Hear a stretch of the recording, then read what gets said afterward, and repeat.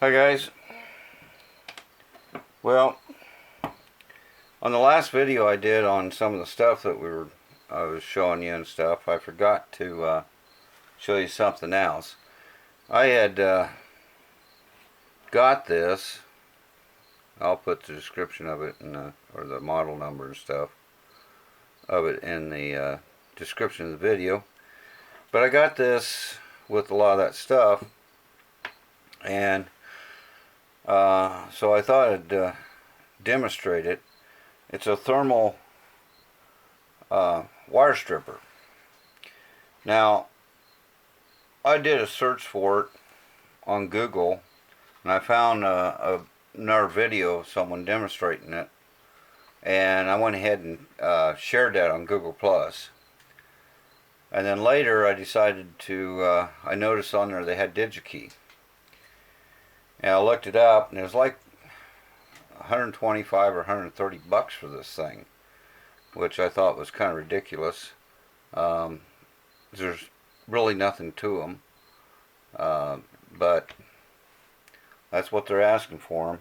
Although that's pretty reasonable compared to, say, like a Fluke, or not a Fluke, but a Hacko.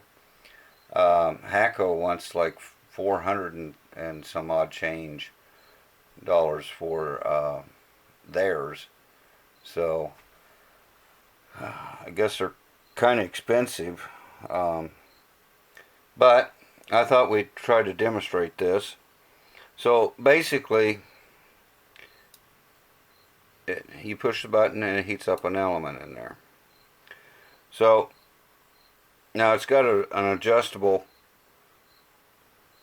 arm here, so you can adjust, how much you want to strip off. And it has a certain amount of learning curve, but I want to show you how well it works. Push the button, and as always, it doesn't work when I'm doing it on video. We'll try it again.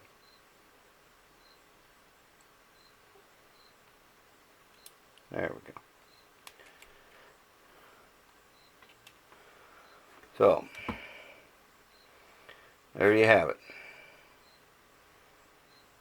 Now this is cloth covered wire, and it works pretty nice on that. Let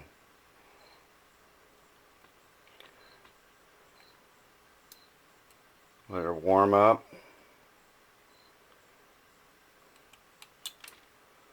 One twist and you're done. And it melts the end here so that it doesn't want to unravel. Now here's just stranded wire, just a regular insulation wire. Get it in there. Quit looking at the camera. Watch what I'm doing.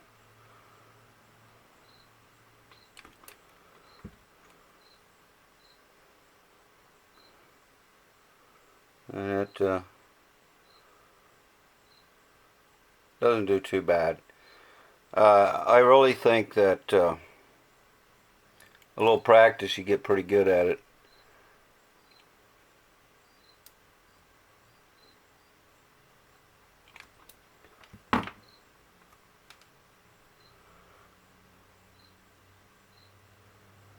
So, but what I do like is how well it does on the cloth covered. Because generally with I have these, which really work good when you're working with just regular wire. You just stick them in there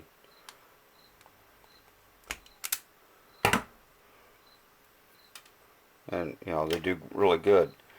But if I try that on, say, the cloth, we don't get anywhere. It just slips. Even if I try holding this down, this is what it does. So what I end up having to do is using more of the standard type, like these, and then I have to Look close and see where I'm hooking onto. And then turn it again and again. And it takes some pressure and stuff, and you have to clip it 2 or 3 times. A lot of times if you don't,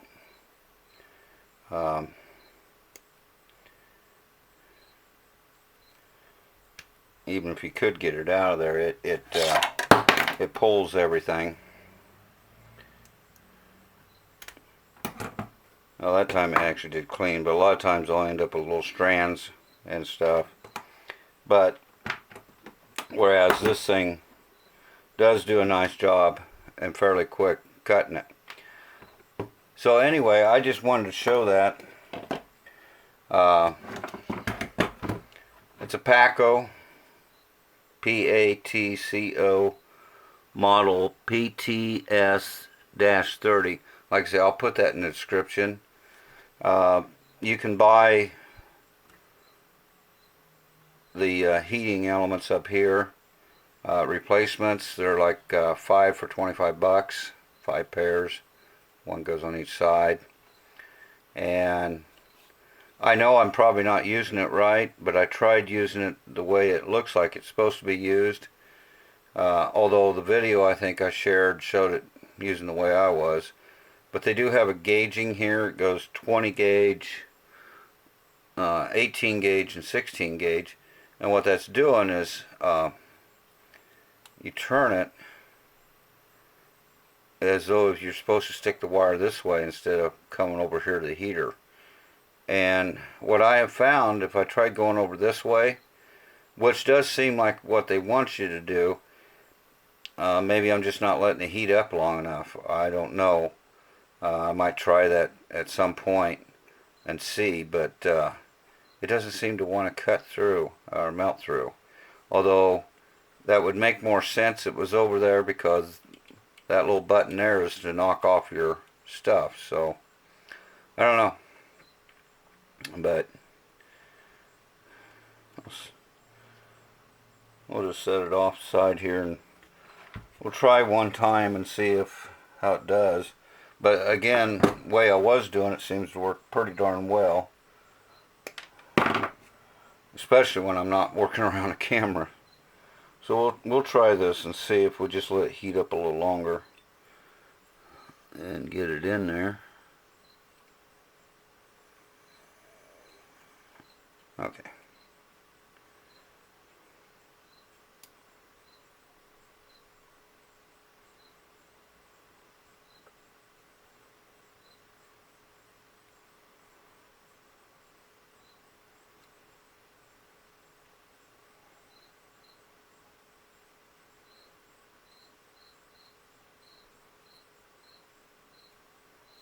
Yeah, it doesn't seem to want to work over there very good.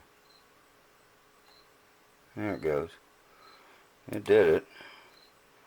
And then you can just pop it off. I suppose you leave it going long enough, it might do alright. I don't know. But going the other way, it seemed to work really well. So, again, I just wanted to show that. I'm not saying for anybody to buy them. I wouldn't spend the money on one, be frankly honest with you. Not, I figured maybe 40 bucks. These are built just, they're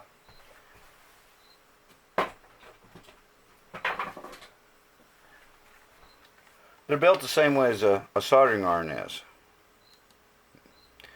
Because what's inside a soldering iron is you got the primary coil, and it's several windings of coil around a core. And then these bars here, they just come in and make a U-turn. Just come along here and turn around and go right through that core. This is your secondary. It makes what is known as a shorted turn, because that's all the pathway it is. So it gets a lot of current, very little voltage, but a lot of current, and heats up. Well, that's the same thing that's going on here. There's just a little transformer in there, or a primary coil, and this is just a U that comes up through that, and then you hook your heating elements, the same thing as your soldering tip, and when it goes on, very little voltage but a lot of current heats up the shorted turn really hot. It's like 37 watts on there. And for them to charge that much, I mean, you can buy one of these, you know, welder, 100-watt welder iron, you're going to pay for the name. But you look around for a brand new one and shop around for like a 100-watter, a junior, brand new, you can get them around $45. And that's 100 watts. You know, I think somebody is, you know, somebody's making a lot of money off of this. But anyway, that's just my opinion. So anyway, they're on DigiKey, Amazon, and probably a few other sites. As far as if you really are interested in one, you can buy them directly from the company too. Again, I'll put in the description box about this, the model number and everything. They do make a lower, smaller model that's for around, I think, $60 or $70. It just doesn't have like the little dealie here that knocks off the insulation, and I don't think it's got this part on there either. So it's a little bit smaller model.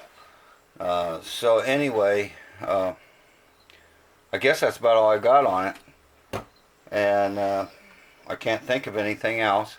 So I just want to make a quick video of this, so and get it up tonight, and you know, make your own choices and decisions. Like I said, if I was in the market and knew where to look for these, and when I would have seen the price, I probably would have said no, I don't think so.